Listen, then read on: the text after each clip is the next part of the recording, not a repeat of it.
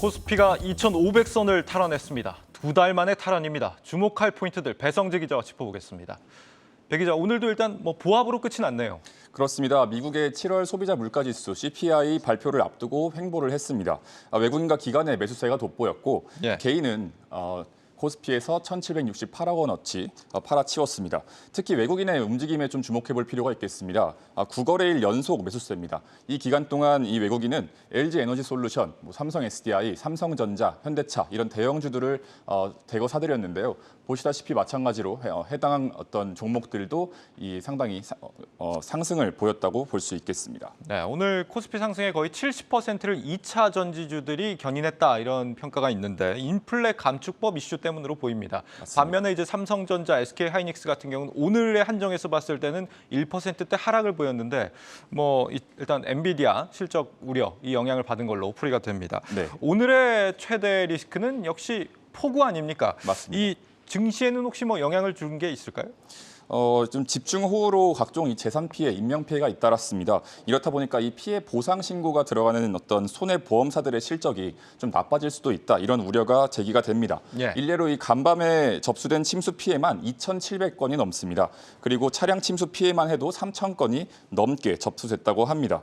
손보사들의 자동차 보험 손해율이 크게 오르는 건 어떻게 보면 이제 피할 수가 없어 보입니다.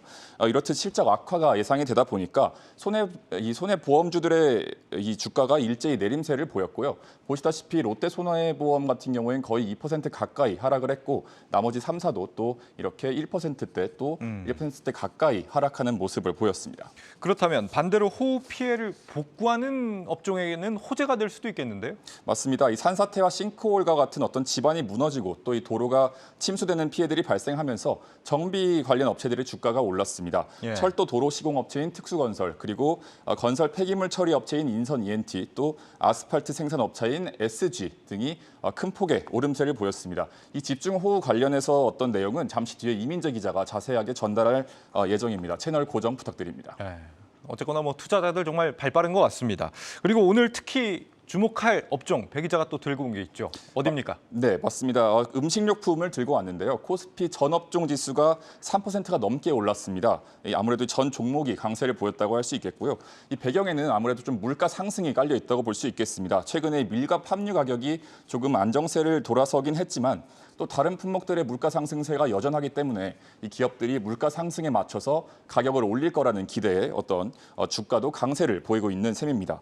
대표적으로 이 원유, 그러니까 유제품의 원료 가격을 들 수 있겠습니다. 낙농업계가 이 원유가를 리터당 50원가량 올리는 가격을 올리는 방안을 검토 중입니다. 젖소 사료비가 좀 급등한 탓으로 풀이가 되는데요. 어떤 이 유제품을 중심으로 외식 물가가 오를 수도 있다라는 우려가 고개를 들고 있습니다. 또 마찬가지로 육개 가격 또한 만만치가 않습니다. 이 표를 가지고 왔는데 올해 지금 육개 가격대를 보시면 지난 3년에 비해서 계속해서 높게 고공행진하는 것을 볼 수 있습니다.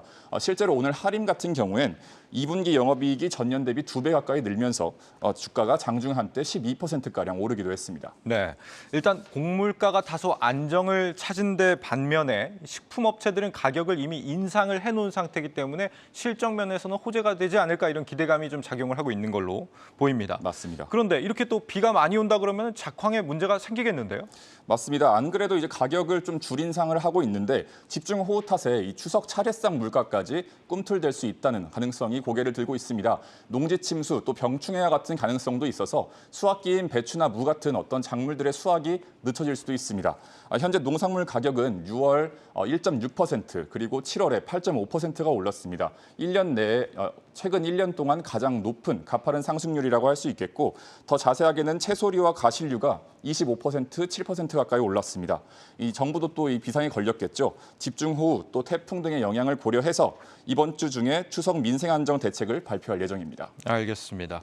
오늘 코스닥에 새 종목이 하나 들어왔죠. HYTC 2차 전지 정비업체. 장비업체인가요? 장비업체라고 하는데 시장 반응은 좀 어땠습니까? 네, 이 주가는 공모가인 15,000원에 좀 미치지 못한 채로 출발을 했습니다.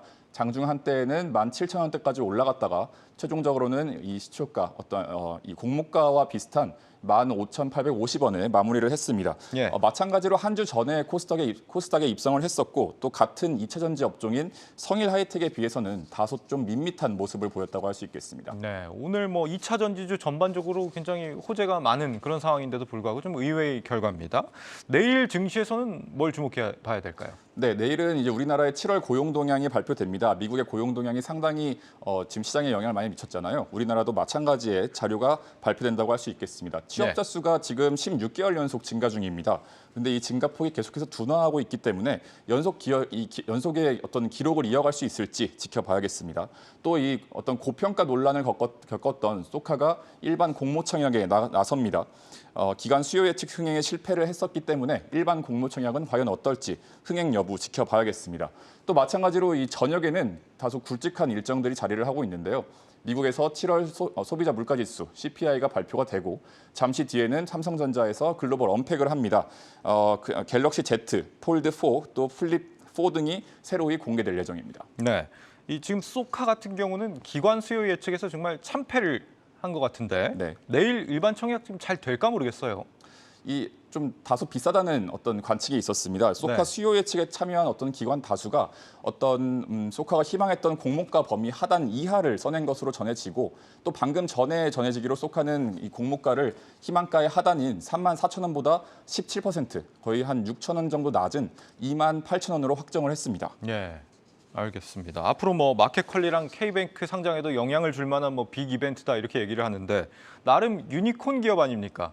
이거 결과가 좀 뜻밖인데요. 좀 시장 반응이 상당히 좀 냉담하다고 할 수 있겠고요. 따상이 뭐 물론 당연한 건 아닙니다. 물론 뭐 당연히 반응이 좋아야 되는 것도 아니지만 전반적으로 어떤 이 유니콘 기업이나 또 IPO에 대한 기대감이 조금 좀 낮아진 것도 사실입니다. 내일부터 시작하는 일반 공모 청약도 수요 예측 때와 같이 어떤 좀 차가운 반응이 이어질지 시장 분위기를 파악해 볼 수 있는 좋은 기회가 될 것으로 보입니다. 네, 증시 프리즘 배성재 기자였습니다.